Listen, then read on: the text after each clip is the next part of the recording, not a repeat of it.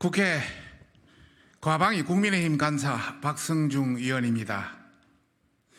뉴스타파 대선 공작 사건, 국회 과방위 현안 질의와 청문회로 음날해야 할 천인공노할 사건이다.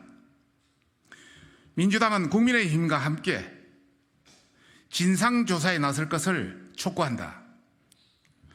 최근 뉴스타파의 대선 공작 사건이 걷잡을 수 없을 만큼 불거지고 있고, 민주당 이재명 대표까지 가짜뉴스를 확산시킨 정황들이 속속하게 드러나고 있어 국민의 공분을 사고 있습니다. 천인공노할 뉴스타파의 가짜뉴스는 지난해 22년 3월 6일, 그것도 대선 3일 전에 당군 이래 최대의 공익 환수 사업이라는 국민을 속인 이재명 후보의 혐의를 듣기 위해 대장동은 윤석열 게이트라는 신앙립 녹취 파일을 공개한 것입니다. 이재명 민주당 대표도 선거 막판 대선 토론회에서 윤석열 당시 후보에게 조영에게 왜 커피는 타줬느냐며 윤 후보에게 따져 물었고, 민주당 의원들 또한 대장동 사건을 커피 게이트라며 총공세를 펼친 바 있습니다. 또한 그 당시 민노총, 민언련 등의 친민주당 세력과 공영방송 KBS, MBC, 종편 JTBC, 한겨레 신문 등이 이에 가담하면서 가짜뉴스는 걷잡을 수 없을 만큼 퍼졌습니다.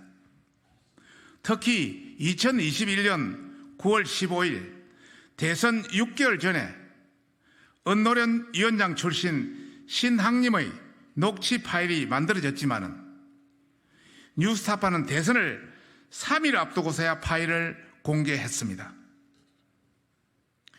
6개월 전에 만들어진 녹취 파일을 3일 전에 공개했습니다.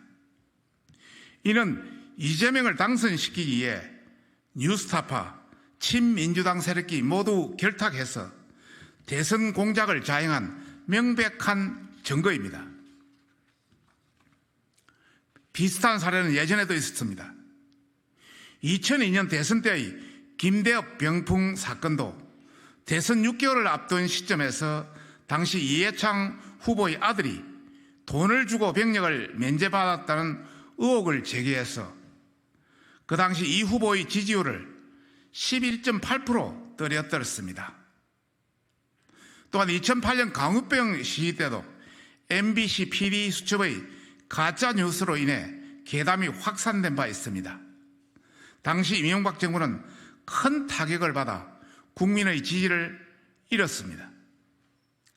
지난 대선 과정에서도 윤석열 후보가 이재명 후보보다 10% 앞서다가 대선 때 25만 표로 좁혀진 것만 봐도 뉴스타파와 언노련, 민언련 등 친민주당 세력의 계획이 일부분 성공한 것으로 볼 수 있습니다. 문제는 이 어마어마한 조작 계획이 뉴스타파 김학민과 김만배 일당이 단독으로 할 수 있는 수준이 아니라는 것입니다. 민주당 이재명 대표가 배후에 있었다는 합리적 의심이 언론 등 곳곳에서 터지고 있습니다.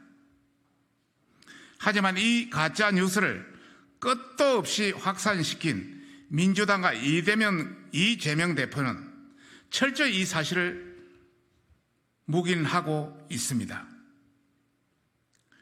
네이버 재평이 또한 뉴스타파를 콘텐츠 제휴에 등록하는 과정에서 특혜와 편법이 있었는지를 엄밀히 조사해야 할 것이며, 대선 공작 주범인 뉴스타파를 키워준 장본이라는 점에서 책임을 면치 못할 것입니다. 이렇게 광범위하고 조직적인 가짜 뉴스 세력들을 색출하기 위해서 특단의 조치가 필요합니다. 대선 공작에 대한 국민의 의혹을 해소하고 민주주의 기본 원칙에 부합하는 진실을 밝히기 위해서 국회 가방이 현안 질의 및 청문회가 절실한 상황입니다. 이에 국민의힘은 민주당에게 촉구합니다. 민주당은 국회법에 따라 뉴스타파 가짜뉴스 대선 공작 사건을 조사할 국회 가방이 현안 질의, 국회 가방이 청문회에 합의할 것을 촉구하는 바입니다. 이상의 두 가지 사항을 국민의힘 가방위는 민주당에 강력히 요구하는 바이며 후안무치한 대선 공작을 발본색원해서 민주주의를 훼손한 반헌법 세력들을 엄벌하는 데 민주당이 협조할 것을 강력히 촉구합니다. 2023년 9월 10일 국회 과학기술정보방송통신위원회 국민의힘 의원 1동